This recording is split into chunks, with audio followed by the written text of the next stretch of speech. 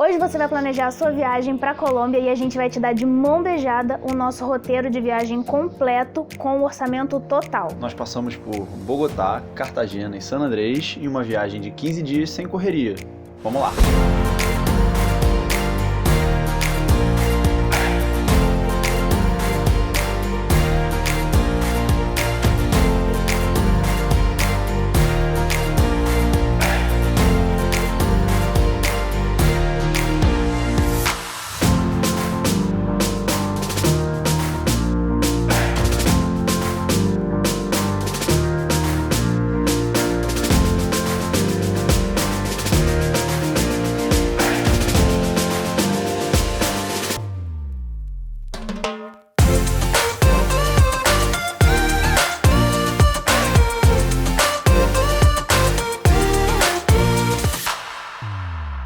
De todos os lugares que a gente foi, Bogotá tem o melhor câmbio. Então eu recomendo fortemente que você troque todo o seu dinheiro em Bogotá, se você for passar por lá, é claro, porque é muito provável que o câmbio de Bogotá seja muito melhor do que de outros locais mais turísticos. O câmbio que a gente encontrou em janeiro de 2020 foi de 750, ou seja, para cada R$1 dá 750 pesos colombianos. Se você acha que isso é muito, já te aviso logo que não é. O real está um pouquinho desvalorizado em relação ao peso colombiano para compra. Para você entender melhor qual é o seu poder aquisitivo com essa quantidade de pesos colombianos, Gabriel vai te explicar aqui um pouquinho essas comparações. Com 2.000 pesos você compra nada. Com 4.000 pesos você compra um café na cafeteria mais famosa da Colômbia, a Juan Valdez. Com 5.000 pesos você compra uma garrafa d'água de 2 litros ou consegue pagar a ida e volta do ônibus. Com 10.000 pesos você consegue pagar um almoço num restaurante ou uma lanchonete simples. Com 20.000 pesos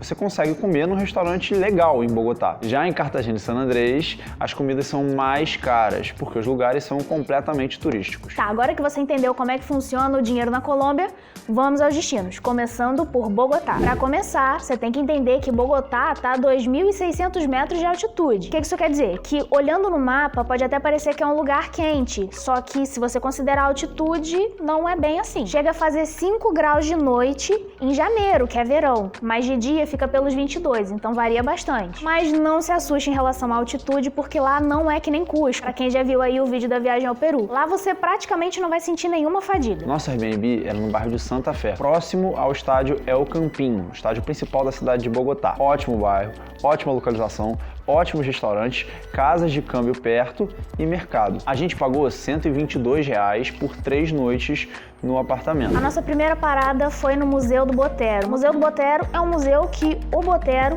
doou várias obras de arte, vários quadros, várias obras de arte para lá, pro governo da Colômbia. E Botero, se você não tá sabendo quem é o cara, assim, da Mona Lisa gordinha. E aí nesse museu não tem só coisa do Botero. Tem coisa do Botero, de Picasso, Monet e vários outros grandes nomes. Depois disso, a gente foi pra Praça Simão Bolívar, que é a praça principal da cidade. É nessa praça que você vai tirar foto com lhama, vai entrar em igreja.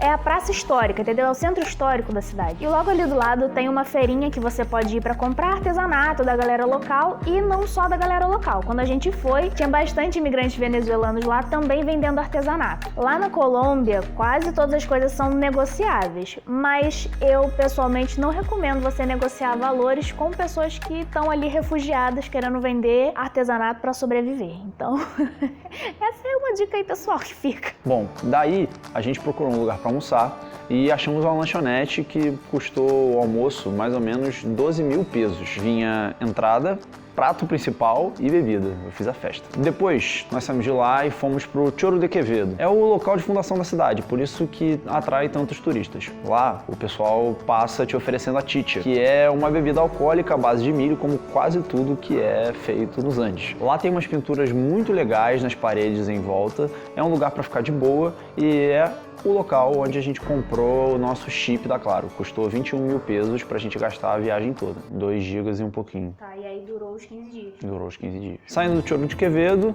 nós fomos para o Museu del Oro. A entrada era 4.000 pesos e é o museu com a maior ou uma das maiores coleções de ouro da América Latina como um todo. Muito legal, muito bacana, vale a pena. Depois disso, a gente foi para o Museu da Polícia, que é justamente aquele que tem uma seção sobre criminosos e dentre eles Pablo Escobar. Não é um museu sobre o Pablo Escobar, mas particularmente não é algo que a gente recomende tanto, não é algo assim que você não pode deixar de fazer, porque é basicamente um museu de 4 andares enaltecendo a polícia. Esse foi nosso primeiro dia em Bogotá. No dia seguinte, nós fomos para a Catedral de Sal de Zipaquirá. Zipaquirá é uma cidadezinha pequenininha que sobrevive de turismo por conta da Catedral de Sal. E tem muitos restaurantes também. E para chegar lá, a gente pegou um Transmillennium, que é tipo um BRT. Para quem não sabe, um BRT é um ônibus que tem pouquíssimas paradas e tem um corredor exclusivo na pista, por isso que ele chega mais rápido nos lugares. Para usar o Transmillennium, você precisa comprar um passezinho que você compra na própria estação do Transmillennium. É tipo um bilhete único e esse passe pode ser usado para mais de uma pessoa ao mesmo tempo. Ou seja, a gente não precisa comprar 2 passes para cada um. A gente comprou um passe e carregou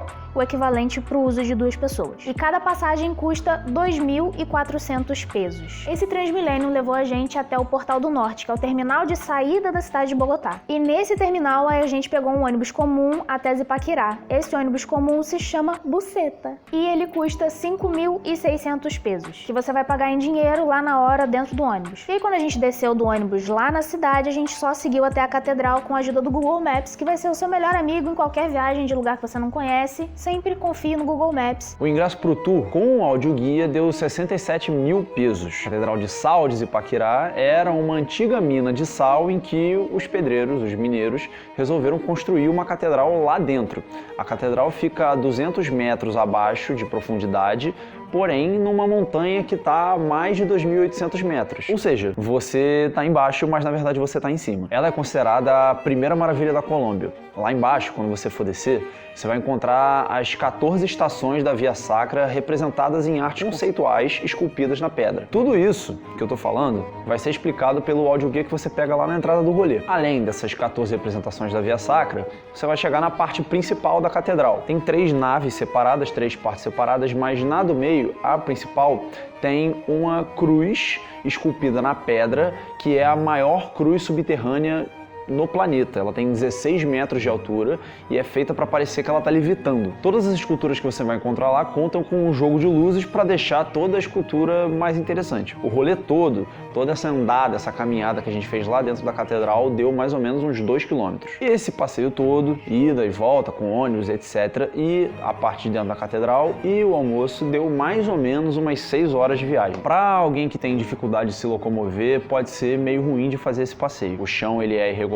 até existe rampa na maior parte dos lugares, mas pode ser difícil de fazer o passeio todo. Daí, ao chegar em Bogotá novamente, nós fomos para o Santuário Montserrat. Para chegar lá em cima, você pega um teleférico que custou 12.000 pesos para cada, mas esse foi um valor promocional do dia que a gente foi, não sei que promoção era essa. O valor é um pouco mais caro, só que foi isso que a gente pagou lá. E aí, até você conseguir realmente pegar esse teleférico, você enfrenta uma fila que vai demorar aí uns minutos, uns bons minutos. Mais uma vez dentro do teleférico, até chegar lá em cima são uns 2 minutinhos só. E aí a gente recomenda que você vá logo antes do pôr do sol para que você consiga ver o pôr do sol lá de cima. Também porque lá em cima é todo decorado com luzes e aí com certeza vai ficar muito mais bonito à noite. E lá em cima tem várias opções de comida, inclusive tem uma feira lá que a gente achou muito parecida com a feira de São Cristóvão, só que pequenininha. E aí a gente ficou lá em cima em Montserrat por umas 3 horas mais ou menos. Esse foi o nosso segundo dia em Bogotá. E aí o segundo dia foi de deslocamento, que a gente foi de Bogotá para Cartagena por uma empresa aérea low cost que foi a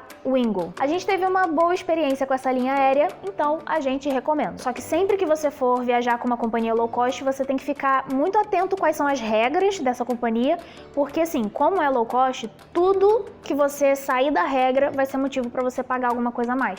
Então tenha certeza da passagem que você está comprando, se ela cobre todas as suas bagagens, isso é muito importante. Chegamos em Cartagena. Lá no aeroporto a gente pegou um táxi para o bairro do nosso Airbnb. Logo que a gente entrou no táxi, o taxista falou que o nosso bairro ele era perigoso.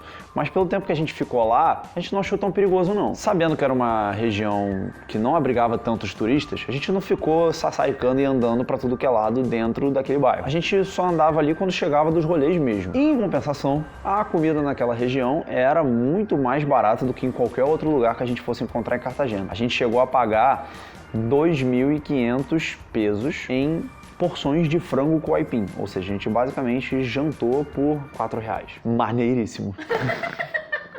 Porra, fiz a festa. O nosso Airbnb ficava no bairro de Canapote e a estrutura dele era muito legal. A gente pegou um Airbnb que tinha como descrição um super host. E aí ali na nossa Airbnb, ela tinha uma casa com um estúdio no fundo, nos fundos da casa, um estúdio duplo, tinham dois quartos separados, com entrada independente. Ou seja, você não precisa passar por dentro da casa da pessoa para poder chegar no seu quarto. Deixando claro que Dona Alice não vai deixar o link pro Airbnb, porque isso aqui não é uma parceria com o site. Se eles quiserem, eles vêm aqui e pagam alguma coisa pra gente. Pô, meu cachê tá valendo, tá? Pô, ser professor é duro nessa vida. A gente pagou R$67 por dia pra ficar nesse quarto, que é ridiculamente mais barato do que qualquer outro lugar que você vai achar em Cartagena. Qualquer outro hotel, principalmente. E aí o nosso primeiro dia de rolezinho em Cartagena foi na Cidade Amuralhada. A Cidade Amuralhada é o centro histórico de Cartagena, portanto o centro turístico também. E lá dentro as coisas são mais caras por conta disso. Mas tem muitas opções de restaurante, loja de presente, artesanato, loja de roupa e muitas ruas para você explorar. Uma arquitetura muito fofa também. E lá dentro nós fomos no Museu de Cartagena, que fica dentro do Palácio da Inquisição, e a gente pagou 22.000 pesos para entrar. E por que você tem que vir aqui nesse museu? Porque o Museu da Inquisição Espanhola de Cartagena, você não vai ver só sobre a Inquisição, você vai ver sobre a história de Cartagena toda. Mas é muito maneiro para você entender a dinâmica de como as coisas funcionavam aqui. Você tinha os caribenhos e a galera que veio para cá, tanto a população negra quanto o indígena que já via aqui, todas as crenças que as pessoas tiveram e como que isso foi tentando ser abafado pela Inquisição Espanhola. Você vai ver isso nos canhões que tem aqui, que eram usados para fortificação, você vai ver isso na forca que tem aqui do lado, você vai ver numa guilhotina que tem ali, e todo o ritual da Inquisição você vai ver aqui nesse museu, que é sensacional, eu tô adorando com sua história sobre isso. No fim da tarde, é legal você subir as muralhas para poder ver o pôr do sol ali das muralhas da cidade. A gente já garantiu o nosso lugar no restaurante famoso que tem ali, o Café Del Mar. Você senta e fica olhando o pôr do sol bem encostado na muralha, enquanto tem alguém te servindo e etc. É claro que nesse restaurante tudo era muito mais caro, então a gente pagou 8.000 pesos em cada latinha de coca, então a gente basicamente pagou 16.000 pesos, uns R$20, para ficar de boa, sendo servido, tomando coca, vendo o pôr do sol maravilhoso no Caribe. No nosso segundo dia de rolê em Cartagena, nós fomos pro Castelo São Felipe de Barajas, que é a maior fortaleza da América Latina. E a gente pagou 25.000 pesos para entrar. Na nossa humilde percepção, é que não é um rolê tão interessante assim quanto parece. É claro que vale a visita porque você já tá lá, né? Mas aí se você tiver apertado de dinheiro por algum motivo, dá para passar. O legal de lá é que tem uma vista privilegiada da cidade. Você consegue ver bem todos os cantinhos lá e você consegue enxergar o contraste entre um lado da cidade e o outro, que um lado é um lado mais antigo e o outro é um lado mais novo. Se você tá na intenção de tirar foto, inclusive, pode ir, que você vai conseguir umas paisagens muito legais lá, tem uma bandeirona pra você tirar uma foto também. Depois, nós fomos novamente pra Cidade Amuralhada, que é o ponto principal que você vai ter que ir todo dia em Cartagena, e a gente pegou um Free Walking Tour. Aqui em Cartagena, na Cidade Amuralhada, tem um Free Walking Tour que sai às 10 da manhã e às 4 da tarde, mas você vai ser mais inteligente, vai checar essa informação quando você estiver aqui. Mas não se engana não, porque o Free Walking Tour, na verdade, é pra ser pago. Por que é pra ser pago? Porque no final, os caras vão te pedir uma gorjeta, e não é uma gorjeta qualquer não. Eles vão te sugerir a gorjeta que você tem que pagar, e aí você escolhe se você vai pagar ou não, mas fica bem feio se você não pagar. O mais barato sugerido foi 20.000 pesos por pessoa. Achamos caro, mas se você quiser estudar a história da cidade por conta própria, você pode estudar. E se você for nesses museus que a gente falou pra você, você vai aprender muito bem. Depois disso, a gente jantou por lá mesmo.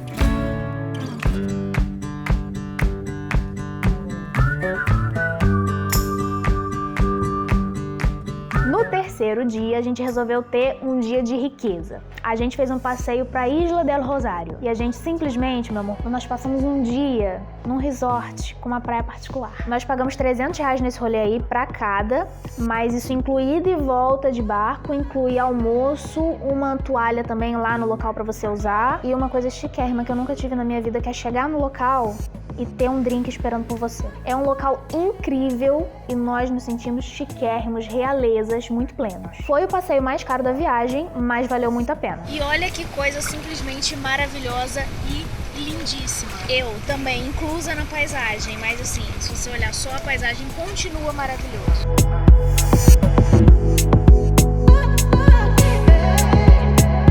E aí no quarto dia em Cartagena nós fomos para o vulcão El Totumo. É um vulcão ativo, mas ele é bem pequenininho e por isso ele não tem lava. Ao invés disso ele tem lama. Esse vulcão ele tem 12 metros de profundidade e a lama tem uma densidade que ela não te permite afundar, assim, nem se você quiser. Para chegar lá nós fomos de van e nesse passeio aí estava incluso também uma passadinha pelo Mar Rosado da Colômbia e também umas 2 horas numa praia próxima da cidade para ficar lá de boinha mesmo, pegando sol, entrar na água, com o almoço incluso, que foi aí no momento dessa praia. E esse passeio todo custou R$110. Se você tá aí se perguntando como assim reais, isso a gente não comprou lá na hora com alguma agência de turismo local, a gente comprou na internet. Gabriel tava pesquisando quais eram os passeios interessantes para fazer, encontrou esses, viu que a forma de pagamento do site que ele escolheu lá era reais e a gente pagou em reais no cartão de crédito. E aí de noite a gente ainda voltou de novo para a cidade amuralhada para poder jantar. Agora, uma dica muito importante sobre Cartagena. Para a gente chegar em qualquer rolê na cidade, para a gente sair do bairro que a gente estava para ir para o centro,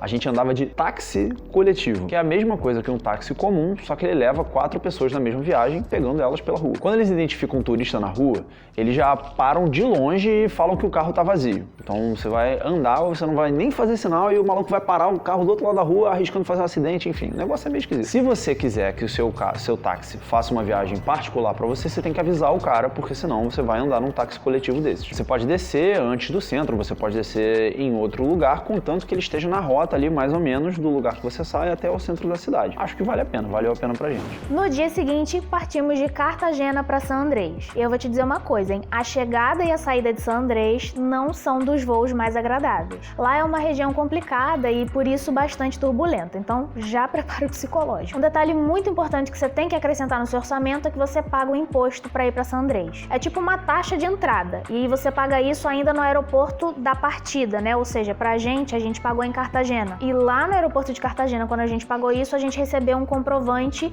que você tem que apresentar quando você chega no aeroporto de San Andrés, pra você poder entrar, pra eles saberem que você pagou esse imposto. Em San Andrés, nós ficamos em uma pousada no centro. Mas como quase tudo é no centro e a cidade é muito pequenininha, qualquer pousada, qualquer hotel deve ficar bem localizado. Um quarto com banheiro, com ar-condicionado, com a cama de casal, televisão, tudo bonitinho. Existem opções mais baratas, por exemplo, um quarto de casal sem banheiro que você vai usar o banheiro compartilhado do hotel. Sairia 140 mil pesos por noite. Você vai ter o seu quarto separado, mas você vai usar o banheiro junto com todo mundo. Eu não gosto muito não, hein? Não recomendo não. Prefiro pagar um pouquinho mais caro e ter banheiro. A primeira coisa que a gente fez depois de deixar as coisas na pousada foi dar uma volta pra região pra conhecer o que tinha por ali. E aí nessa pequena saidinha, a gente já aproveitou pra comprar as sapatilhas de praia. E aí presta atenção, que isso aí é muito importante, você vai precisar. Você vai precisar comprar essas sapatilhas de praia porque as praias de San Andrés, no geral, tem muitas pedras, pedrinhas e conchas. Aquelas que não tem pedras, tem muitas conchas, aquelas que não tem muitas conchas, tem pedras. Então você não vai conseguir andar muito bem dentro do mar ou pra entrar no mar sem machucar o seu pé se você não tiver uma sapatilha. Então é muito importante que você tenha essa sapatilha e foi 15 mil pesos pra cada par de sapatilhas. No primeiro dia de San Andrés, a gente alugou um carrinho de golfe, que é muito comum lá, pra poder dar a volta na ilha parando onde a gente quisesse. Aqui não tem muito roteiro, é dar a volta na ilha e achando tudo que tem pelo caminho, os pequenos cantos e aproveitando pra fazer a ilha toda o seu grande passeio turístico. O aluguel desse carrinho foi 130 mil pesos de 8, 9 da manhã até as 6 da tarde, que era o limite pra gente entregar. Existem opções de carrinhos um pouquinho mais caros, mas mais elaborados. O nosso era simplesinho e deu pro gasto, ele funcionou, foi tudo certo. Ele faz uns barulhos meio esquisitos? Solta cheiro de gasolina? Sim. Solta, mas deu pro gasto.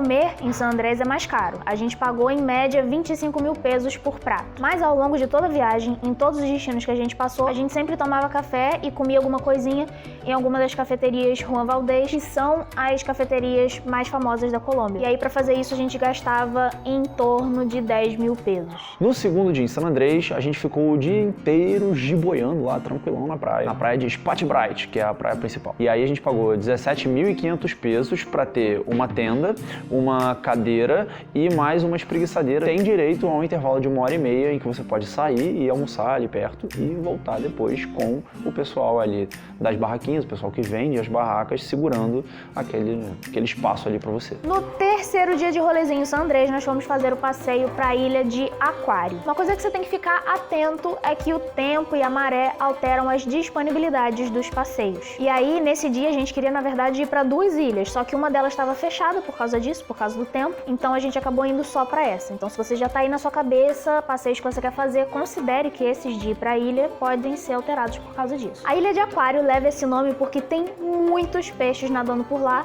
e eles estão 100% de boa com a presença do ser humano ali, tal qual os pombos do centro do Rio de Janeiro. E você fica lá nadando, assim, muita gente no mesmo local e os peixes ali também. Tipo assim, nem aí pra você, simplesmente nadando. E também, se você for uma pessoa muito sortuda, pode ser que você encontre aí algumas arraias. A gente não teve muita essa sorte, o Gabriel ficou decepcionadíssimo. Mas a gente viu muitos peixinhos, muito bonitinhos, mas cuidado, viu? Primeiro que você tem que estar com a sapatilha, aí essencial, você tem que estar com a sapatilha porque tem muitas pedras. E segundo, que você tem que tomar cuidado porque ali bate, né? A água bate um vento, a água bate você na pedra em você pode se afogar. Já quase me afoguei 2 vezes lá. Eu nado muito bem, tá bom? Se você quer saber, então você tem que tomar cuidado.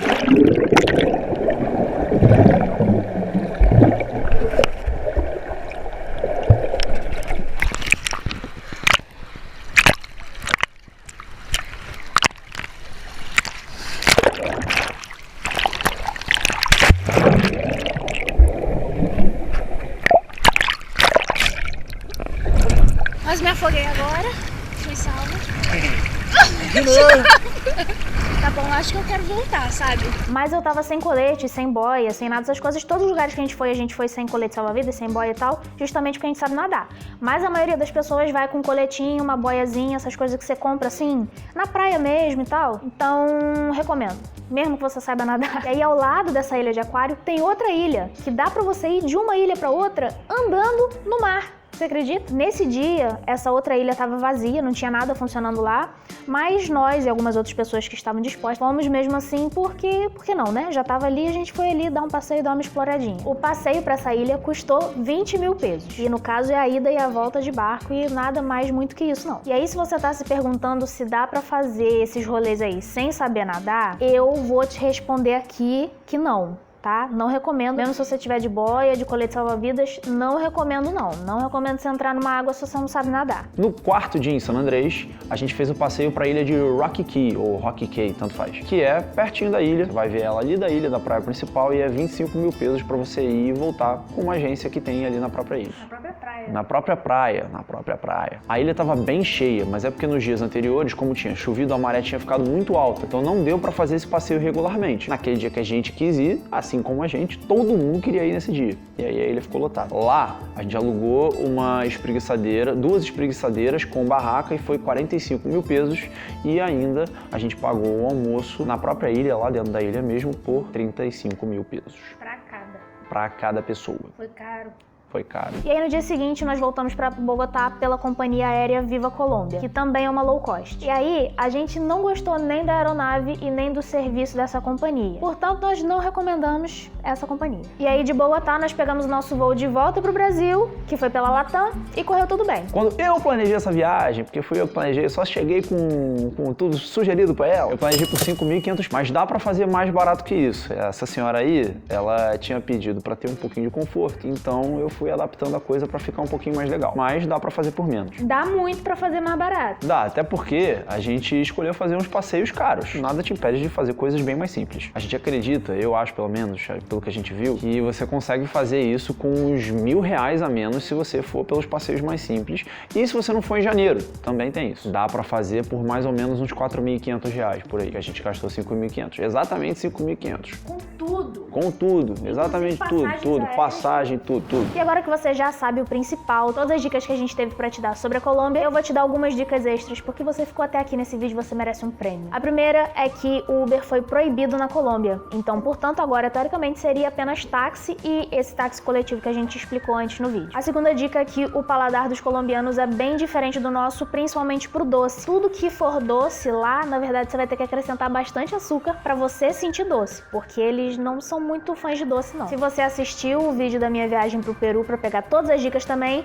você viu que eu tive problemas intestinais de um belo viajante lá. E parte desse problema a gente acha que pode ter sido por causa da água. Não temos certeza, mas achamos que pode ser. Em outros países da América Latina, não é tão comum quanto no Brasil beber água mineral pra tudo, assim. Todas as garrafas de água que a gente compra no mercado é água mineral, praticamente, né? E nos outros lugares, nem sempre. Então, eles bebem muito água filtrada, água tratada, só que o nosso organismo tá muito mais acostumado com água mineral. Então, isso pode te dar algum problema. Lá, na Colômbia, eu não achei muito fácil e nem muito barato encontrar água mineral. Tem 10 opções de água no mercado, 9 são águas filtradas ou tratadas e uma mineral. E essa uma mineral vai ser consideravelmente mais cara do que as outras, tipo o dobro do preço. Mas a boa notícia é que assim, no começo da viagem a gente ficou tentando sempre comprar água mineral. Mas pro final da viagem a gente resolveu desistir de fazer isso porque tava ficando caro e arriscar tomar água comum lá que eles tomam, que é a filtrada tratada. E assim, nada aconteceu. Então, não sei que conclusão você pode tirar disso. Eu só sei que você pode considerar isso aí que eu te falei. A quarta dica que você também tem que saber é que as porções de comida lá são muito bem servidas. Então, se você e o seu parceiro de viagem, os seus parceiros de viagem são pessoas que comem pouco, talvez vocês queiram dividir pratos. Se não, não, né? Que aí a gente também não conseguiu. O Gabriel come muito, eu como mais ou menos, aí a gente não divide o prato, não. A quinta dica, na verdade, é uma observação que a gente não percebeu muito trânsito na Colômbia em nenhum dos destinos que a gente foi. A questão é que, no geral, o trânsito lá parece ser meio doido, meio caótico. Mas assim, a minha opinião pessoal é que um trânsito doido faz melhores motoristas. O sexto ponto, não é uma dica, também é uma coisa que você precisa saber, é que a internet, no geral mesmo, Wi-Fi, 4G, 3G, seja lá o que for, em San Andrés é bem ruinzinha. Mas assim, é uma ilha pequenininha no meio do Caribe. Então assim, você não pode esperar muito. Isso é importante você saber por quê. Porque se estiver pensando em trabalhar enquanto você tá viajando, acho que vai ser um pouco difícil. Então, melhor não, porque você não vai ter um acesso muito bom à internet lá. Se esse vídeo foi útil pra você, se você aprendeu alguma coisa, se você vai usar esse vídeo pra fazer a sua viagem pra Colômbia, pelo amor de Deus, compartilha esse vídeo com as pessoas que você conhece que querem viajar pra Colômbia também. Dá like, tá bom? E se puder, assim, se não for pedir demais, favorita também, que isso é muito importante. E deixa comentário se ficou alguma dúvida de alguma coisa que a gente já falou, mas você não entendeu. Deixa comentário que a gente vem aqui e explica, tá bom? Um beijo na bunda e até o próximo vídeo.